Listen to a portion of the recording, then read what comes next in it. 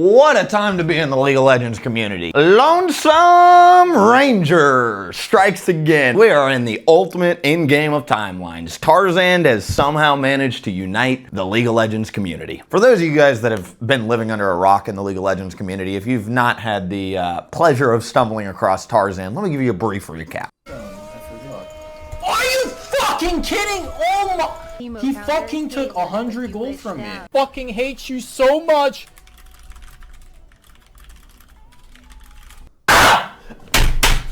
I'm gonna fucking end this fucking career on this game. What is wrong with you, man? And more recently, he got in a lot of drama about, I don't know, 10 months to 12 months ago with Dantes, who's one of the largest named streamers in the scene right now. Controversial drama. So as we go into this chapter of the new chapter of Zane, dude, I think something that the League of Legends community universally hates is people who don't even play the game. We actually kind of like toxicity, I think. The League of Legends community, while it's something that if we could wave a magic wand and get rid of it, I think most people would. The issue is human nature in an anonymous, competitive, multiplayer arena context. Toxicity will always seep its way in. Tarzaned, I have always held this opinion for years. Tarzaned is someone that is a symptom of the game and the culture, okay? You may hate him, you may think he's a complete narcissist, but I'd also like to remind you, none of you guys have met Tarzaned. None of you guys know who he is on a personal level. None of you guys know what he is actually like. We have our speculations and our judgment based off his internet persona, but as we go into this, I want to say Tarzaned's got a lot of hate, right? A lot of people hate Tarzaned because he flames. He's a really good jungler. He smurfs a lot. So he's got this huge negative reputation. Why am I spending any time at all talking about this guy? It's because despite this reputation, Tarzaned got put in a game that is so extraordinarily trolled and soft griefed. It even had a rioter in it, and he was getting griefed by a rioter. Pedo again. This fucking LoneSomeRanger guy stream sniped me and I lose again. I knew I should have gotten off. My Malphite just here, like, really feeling this guy, this pedophile. He's been ending me for like 10 years, still on my team every game. So insane that he's not banned. I've ticketed him so many times on so many accounts.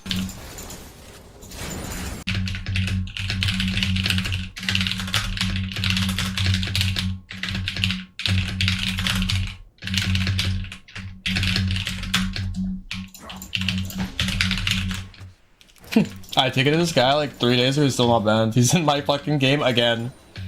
It's so insane, this company. Oh, he's pretending he wants to win, so he doesn't get banned. It's okay, bro. Eventually, someone will have control of this company with a brain. If you guys have clicked on my stream at all in the past, I don't know, year or so, you guys will know that I have spent my fair share of time complaining about teammates.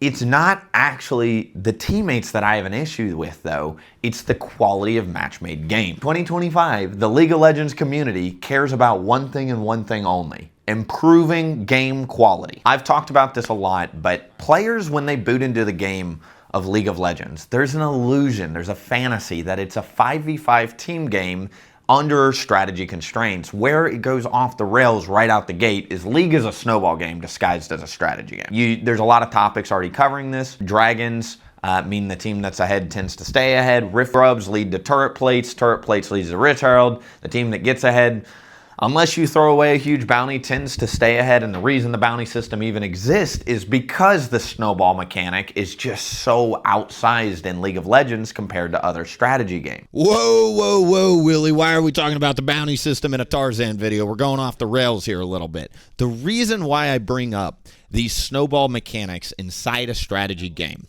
is because there is a dynamic in League of Legends that players have abused for years, namely toxic players, and it's a very, very simple formula. Being a negative griefer has much larger impact on the game than being a normal player. It's not necessarily a positive impact, but you will literally make a bigger name for yourself and have more impact on the other 9 people and get the attention you crave if you troll and walk around.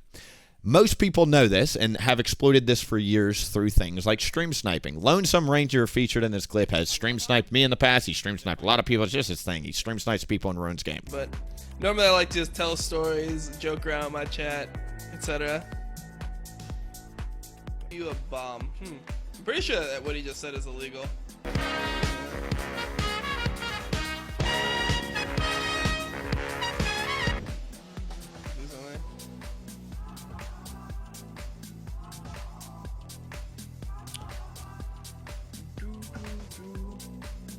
given.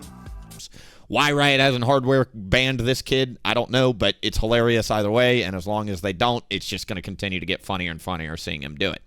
The other thing that is really, really concerning about the snowball mechanic compared to the recent Tarzaned drama is the fact that players these days are craving being able to carry, right? We've talked about this a lot in other videos, but you can carry and you can maintain 70 to 80% win rate, and that's awesome. But the issue is you're still going to have 1 to 2 out of 5 out of your games are going to be literally throwaway, trolled, soft griefs, miserable experiences like Tarzan showed today. And it doesn't matter if you think you can snowball. It's because the griefer on your team has that outsized impact. And I think the second point why this Tarzan recent drama is uniting the community so much, there is literally a Riot employee in this game. Right? And the funny part is, you know, I didn't even know Riot employees could get into Grandmasters Plus lobbies. Like, I literally have never seen a Riot employee that high. So that was cool to see. But secondly, it shows that even the Riot employee is playing the soft grief game. You just stay silent and whatever, queue up, get into the next game, and that's the culture now. And the fact that this complacency, if I was Riot and I knew this kid was LoneSomeRanger and I knew the history and I had been deeply involved in the server and the game for years, you would know this name, right? That the game should have immediately been refunded, LoneSomeRanger immediately banned, and I would have immediately done that. But in 2025, Riot employees do not have the agency or the control, mainly the agency from their higher-ups, to be able to moderate ranked games and make the community better. And this clip, having LoneSomeRanger and a Riot employee and Tarzaned in the same game is just multiverse Matrix stuff. We just made a video on the Matrix. If you're going to go watch it, might blow your mind, might not. It's just food for thought either way. But it's one of those things where it's like, how is this the game state that we are currently experiencing from a multi-billion-dollar most popular game in the world? This is pushing streamers away. This is pushing people to smurf in lower brackets. This is ruining games in lower brackets. This is making it to where people don't want to try and get to Challenger. It is ruining the game. I really think Riot has an excellent opportunity to bring people back, and they've already done some great things. I can tell you even some of my accounts, on my Smurf accounts, have been hit with some penalties. You can see these things changing. It's just too slow. We need the game to feel alive and vibrant for the massive multiplayer online game that it is. And right now, it feels like it's in a state of maintenance, and they're not putting active thought in how to make the system better. Thank you guys so much for watching. Obviously, my opinion, I guess I'll close out here. Tarzan, man, again, I've never met the guy, so I'm not going to cast judgment. There's a lot of people out there that I think are the first to hate on streamers. A lot of people hate me, and you've never met me. I'm a pretty good friend and a very loving partner and family member. And until you get a chance to meet some streamers, I'd say reserve the judgment. Let's all agree on the thing that we do care about, which is game quality in League of Legends. And if even the worst, most toxic player out there is getting sympathy from the community, that's something Riot should listen to.